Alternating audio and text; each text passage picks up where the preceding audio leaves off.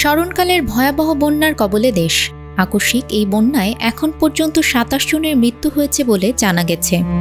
আরও ১১ জেলায় ক্ষতিগ্রস্ত হয়েছে প্রায় ৫৬,৭৩৫ জন মানুষ। বন্যা দুর্গত এলাকায় সেনাবাহিনী, কোস্টগার্ড, বিজিবি ও নৌবাহিনীর সদস্যদের পাশাপাশি সহযোগিতার হাত বাড়িয়ে দিয়েছেন বিভিন্ন শ্রেণী পেশার মানুষ। আছেন শোবিজ অঙ্গনের তারকারাও। অনেক তারকা শিল্পী ইতিমধ্যেই ছুটে গেছেন বন্যা দুর্গত এলাকায়। কেউ আবার বানভাসীদের জন্য অর্থ সহযোগিতার পাশাপাশি তহবিল সংগ্রহেরও কাজ করছেন। বন্যা দুর্গত মানুষের পাশে দাঁড়ানোর আহ্বান জানিয়ে তোপের মুখে পড়েছেন চিত্রনায়িকা অপু বিশ্বাস। এক ফেসবুক পোস্টে তিনি লিখেছেন, দেশে আকস্মিক বন্যায় অসহায় হয়ে পড়া মানুষের জন্য আমার পক্ষ থেকে ছোট্ট একটু উপহার। দেশের বিভিন্ন অঞ্চলে লাখ লাখ মানুষ পানিবন্দী হওয়ায় মনটা ভালো নেই। অসহায় হয়ে পড়া মানুষগুলোর আর্তনাদ দেখলে মন চায় ছুটে যাই তাদের কাছে। অসহায় বাচ্চাদের মায়াবী মুখগুলো দেখলে বুকটা ছটফট করে, কারণ আমার নিজেরও ছেলে আছে।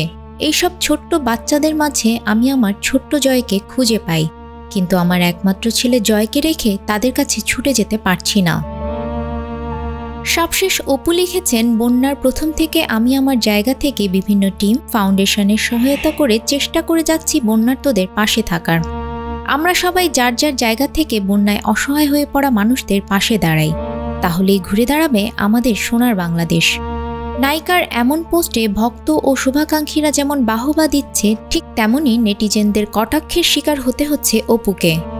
মন্তব্যের ঘরে একজন লিখেছেন, ছোট্ট জয়কে রেখে বন্যার্তদের পাশে দাঁড়াতে পারছেন না, অথচ এই জয়কে রেখে দিনরাত ২৪ ঘন্টা বন্ধুদের সঙ্গে ঘুরে বেড়ান, এখানে সেখানে ফিতা কেটে বেড়ান।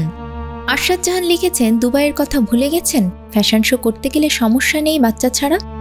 অপর আরেকজন লিখেছেন, রক্তের বন্যার সময় অসহায় মানুষদের কি আপনার চোখে পড়েনি? নিউজ ডেস্ক, আমাদের সময়।